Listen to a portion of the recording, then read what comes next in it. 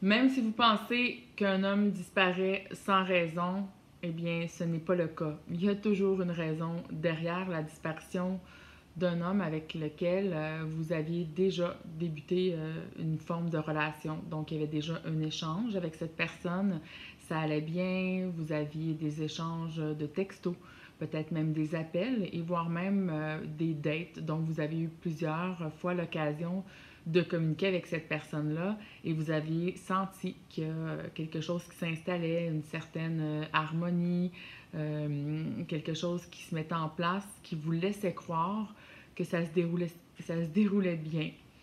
Et tout à coup, la personne, elle commence à prendre de la distance, elle commence à disparaître. Eh bien, nous allons voir dans la vidéo d'aujourd'hui 5 raisons, et ce n'est pas les seules raisons, mais je vais dire le top 5 des raisons pourquoi un homme disparaît et qu'est-ce qu'on peut faire à ce moment-là. Avant de débuter, j'aimerais vous faire un mini conseil du jour finalement d'un amour intelligent. L'amour intelligent va toujours voir les situations avec beaucoup plus de discernement, détaché des émotions, donc plus dans un mental qui voit clair. Donc c'est vraiment une intelligence supérieure. Alors on observe ce qui se passe et on ne met pas de l'émotion dans la situation. Donc, si on observe une situation où est-ce que vous avez rencontré quelqu'un et comme je le disais, il y a quelque chose qui s'installe, vous sentez qu'il y a un potentiel dans cette relation-là, ce n'est jamais l'effort que vous allez mettre avec cette personne-là. Autant que vous allez pouvoir mettre de l'amour, de l'énergie, du temps, de la gentillesse, de la patience, ce n'est jamais ça, cet effort-là, qui va faire en sorte qu'on va vous diriger ou que le tapis rouge va se dérouler vers une relation qui pourrait être bâtie, puis une relation qui est saine où ce que vous pouvez trouver votre bien-être et votre bonheur. La vraie clé, c'est toujours quand les deux personnes choisissent de bâtir. Donc, faites attention à l'effort que vous portez à la mauvaise personne. Parce que tout cet effort-là, c'est magnifique. Ça démontre que vous avez la capacité d'être dans une relation qui est saine, une relation qui est épanouissante pour les deux partenaires et que vous êtes prêts, vous avez tout pour bâtir une relation d'amour intelligent. Donc, ne gaspillez pas avec la mauvaise personne et c'est ça que ça va servir la vidéo d'aujourd'hui, d'aller soulever des choses que vous voyez et que souvent on se ferme les yeux pour plein de raisons. La première raison, bien sûr, vous avez rencontré une personne et vous êtes intéressé et cette personne vous a indiqué de manière claire ou des fois subtilement, mais en même temps, quand on reprend les mots que la personne nous a dit, eh bien, c'était clair dès le départ. Donc, quand on demande à l'autre personne qu'est-ce qu'elle veut ou bien qu'on commence à parler de choses qu'on voudrait dans une relation, cette personne-là va rester évasive, va suffoquer peut-être à la limite quand vous allez parler de relations sérieuses. Vous avez vu des signes. Elle va peut-être même être complètement pas disponible parce qu'elle dit qu'elle sort d'une relation ou que c'est pas encore complètement terminé ou qu'elle n'est pas prête. Il dit « je suis pas prête à m'investir, mais on peut, si tu veux, avoir du plaisir quand même et on verra où est-ce que ça va nous venir. » On verra parce que la personne est prête à s'investir est vraiment différent d'un verra d'une personne qui est vraiment pas intéressée. Donc, vous aviez des signes au départ, mais vous vous êtes dit, bien, il y a tellement tous les aspects de ce que je cherche chez une personne, ou ce qui semble des aspects, puis on va le voir dans le point numéro 2, eh bien, vous avez fermé les yeux sur des mots qui vous indiquaient ou des choses qu'il a dit ou qu'il a faites qui vous indiquaient clairement. Et quand on prend du recul, vous le saviez que vous vous embarquiez dans quelque chose qui était voué déjà à l'échec. Donc, c'était clair déjà d'avance, mais on a voulu fermer les yeux. Donc, la prochaine fois, quoi faire? Bien, c'est important d'être à l'écoute et écouter ce qu'il vous dit. Et vraiment, prenez en considération quand il vous dit « je ne suis pas prêt », « je ne suis pas disponible »,« je ne suis pas rendu là », tous ces mots-là qu'il peut vous dire, croyez-le. La raison numéro 2, qu'il disparaît. En fait, vous êtes tombée amoureuse de l'idéal de cette personne. Vous aviez une liste, vous voulez un homme qui fait du sport, un homme qui est éduqué, un homme qui a telle et telle qualité, par exemple, et cette personne-là correspond à un haut pourcentage de ce que vous cherchez.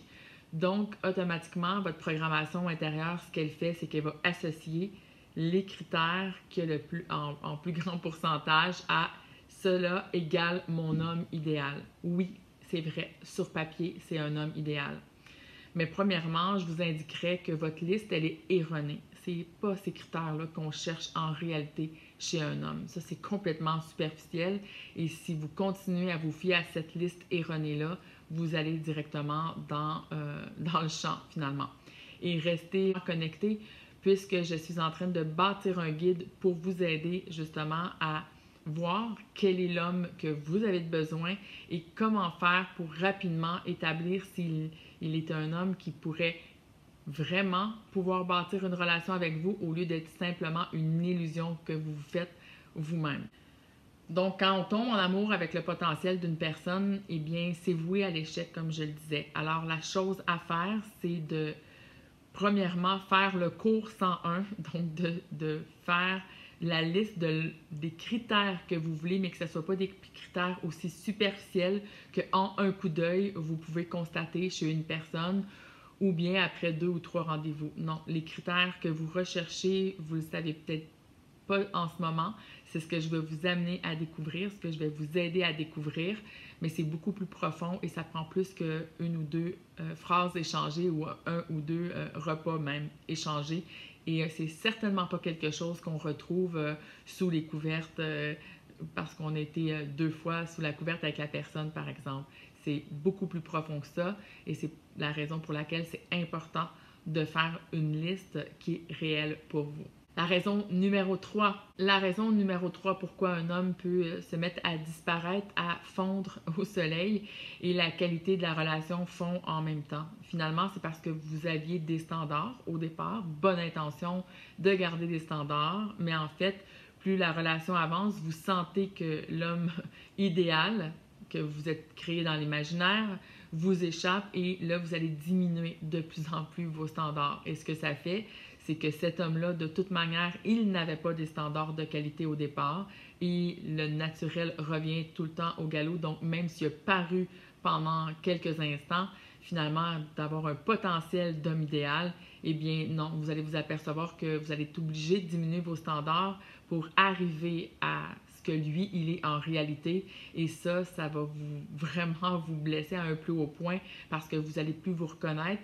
Vous allez finalement vous retrouver à accepter moins que des miettes et courir derrière cette personne-là constamment. Donc, très important de connaître vos standards et de ne pas les diminuer par rapport à la personne qui se présente devant vous. La 4e raison qu'un homme disparaît à un moment donné dans votre relation, c'est que vous avez été trop intense. Vous avez été même dans une intensité à être désespéré. L'homme le sait que vous êtes tombé en amour, ça se sent, vous êtes prête à tout faire pour cette personne-là, à accepter n'importe quoi. Et je dirais même souvent que j'explique finalement dans les directs que je peux faire avec des groupes de personnes que j'accompagne, c'est que vous avez même sur votre voiture une enseigne de livraison d'attention, d'amour et de sexualité. C'est inscrit que vous livrez à cette personne-là de manière illimitée et gratuitement. Et c'est pas une blague quand on observe des comportements qu'on peut faire. Je vous comprends tellement. Ça revient avec l'exemple numéro 3. La raison numéro 3, c'est qu'on diminue tellement nos standards, on devient complètement désespéré et l'homme le sait. Et il n'y a pas un homme qui veut bâtir une relation sérieuse qui va être intéressé à une femme comme ça qui a des standards aussi bas que ça. Si vous aviez des standards hauts parce que vous avez une grande valeur à vos yeux, et l'homme le ressent ça aussi, puis c'est ça qui l'intéresse. Finalement, une femme qui se tient dans ses valeurs, qui a des hauts standards et qui se respecte, et c'est comme ça qu'il va vous respecter. La dernière raison qu'on va voir aujourd'hui, parce que je vais y revenir sur ce sujet, c'est certain, c'est que vous êtes obsédé par l'analyse. On fait tous ça. On veut savoir qu'est-ce qu'on a fait de bien, qu'est-ce qu'on a fait de mal. On relit les textos, on se remet dans la tête une soirée qu'on a passée avec lui ou elle. Est-ce que j'ai peut-être dit ce mot-là que j'aurais pas dû dire? Est-ce que j'ai invoqué quelque chose, une passion que lui a pas aimé? Et on se met à analyser constamment. Et quand on commence à faire ça, ce qui se passe, c'est qu'on devient plus authentique. On essaie de se mouler à ce qui plairait à l'autre au lieu d'être simplement soi. Et finalement, plus on fait ça, c'est qu'on se perd nous-mêmes. On se reconnaît même plus dans les manières qu'on va agir, les manières qu'on va être. Puis on va devenir complètement folle à analyser à tout instant. C'est là que l'insomnie commence parce qu'on se met à rouler en boucle dans notre tête tout ce qu'on a dit, tout ce qu'on a fait, tout ce qu'on a écrit, comment il a répondu. On est rendu tellement Colombo dans notre recherche, c'est qu'on va étudier les virgules. Est-ce que j'ai mis la virgule? Ah, j'ai peut-être mis 3 petits points ou un point d'exclamation. Ça devient complètement absurde. Donc, arrêtez d'analyser. Si vous êtes vous-même, si vous avez vos standards, puis vous savez ce que vous voulez, ce que vous ne voulez pas, eh bien, c'est beaucoup plus facile que les choses se déroulent naturellement, plus facilement. Puis au lieu de vous poser des questions sur des points d'exclamation, mais quand vous êtes avec la bonne personne, si jamais il y a eu un malaise ou quelque chose comme ça, eh bien, ça ne sera pas à toutes les 2 secondes, premièrement. Puis quand il va en avoir un réel, eh bien, vous allez être en capacité de dire à l'autre personne « Ah, je sens quelque chose, un petit malaise, est-ce que j'ai dit quelque chose? » Mais ça devrait arriver à l'occasion, pas constamment en train de se sentir qu'on n'a pas atteint la perfection pour satisfaire les besoins de monsieur. Donc voilà pour la vidéo d'aujourd'hui. Laissez-moi un commentaire, likez la vidéo, ça l'aide pour partager à plus de gens aussi. Et je vous dis à bientôt.